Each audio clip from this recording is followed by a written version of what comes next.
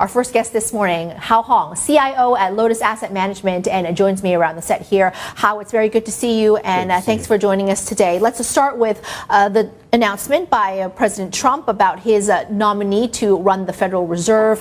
What do you make of this announcement? Poly market, of course, he was a favorite, but he's also seen as a hawk. Well, firstly, we don't know whether his past and policy incarnation in the public would, coincide with Trump's policy choice in the future, right? So, it's easy to be an outsider and criticize monetary policy, but then once you get to be the Fed chair, you may have to choose differently.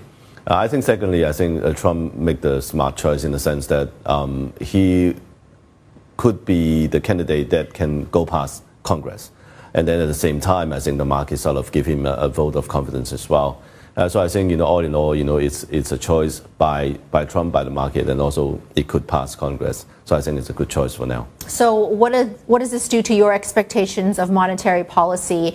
And does this kind of clear the air about Fed independence? Fed was never independent, to be honest. Since 2008, right? So the Fed has been printing money to buy Treasury, right? So in such sense, I don't think Fed is independent at all. And also, I think Trump has shown very strong hand in interfering with the Fed's policy choice.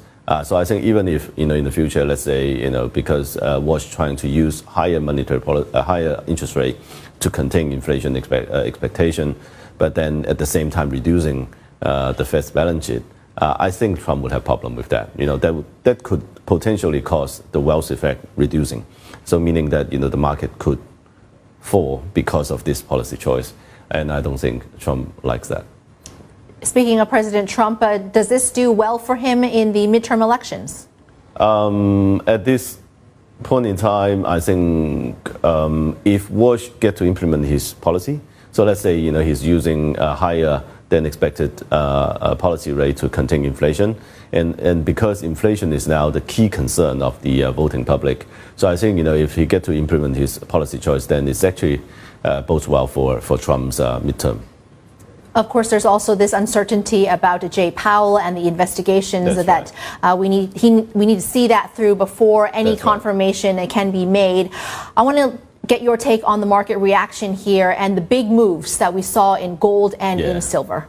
Yeah, I think it's probably the biggest day for gold and silver in history, especially for silver. I think the move is like almost 10 standard deviation away from the mean, so it's not supposed to happen statistically. I think right now, because the Shanghai Futures Exchange is opened, it's still trading furiously, and a lot of the margins is still being called. So I think the Shanghai silver, it is still limit loss at the moment. I think once the margin call is finished, then more likely than not we will see silver and gold resume its uptrend from here. But I think it will take some time for the dust to settle. Okay, can I put you on the spot here? I want to hear a little bit more about your outlook. We've seen gold trade at 5,600, silver at 110. Do you think we can get back there or close to it? I'm pretty sure we will get back there and then go substantially higher from there. I think right now, if you look at the trading condition today, it is still very messy, but it looks to us that around 80, 75, 80-ish, is the bottom for silver. And I think just below 5,000 is the bottom for gold. And I think once the dust is settled, more likely than not, the precious metal will resume its uptrend from here. So we've got a couple of interest rate decisions this week. That includes the BOE, the ECB, the RBA, which is expected maybe even surprise the market and perform a cut. But I want to ask about the implications for the PBOC with this potential nomination, and we're waiting for the confirmation, of course, but how does this guide the PBOC's moves? I think, on the surface, because back then, the market was looking for a easier monetary policy in the U.S., and that would open the window of cutting interest rate for the PBOC.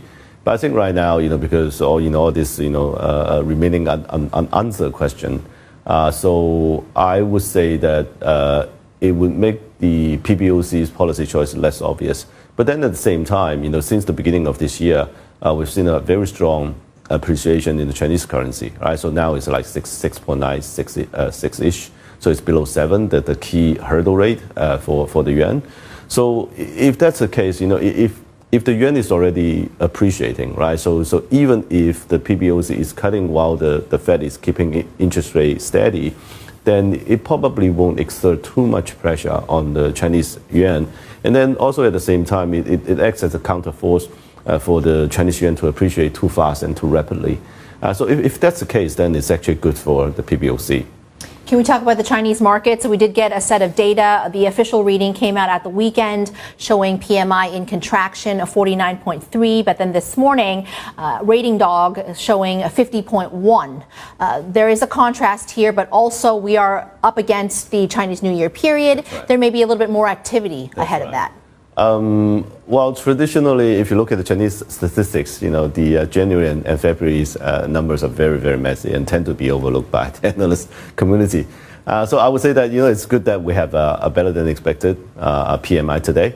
But then at the same time, I wouldn't pay too much attention to this reading. Okay. I also want to, as we look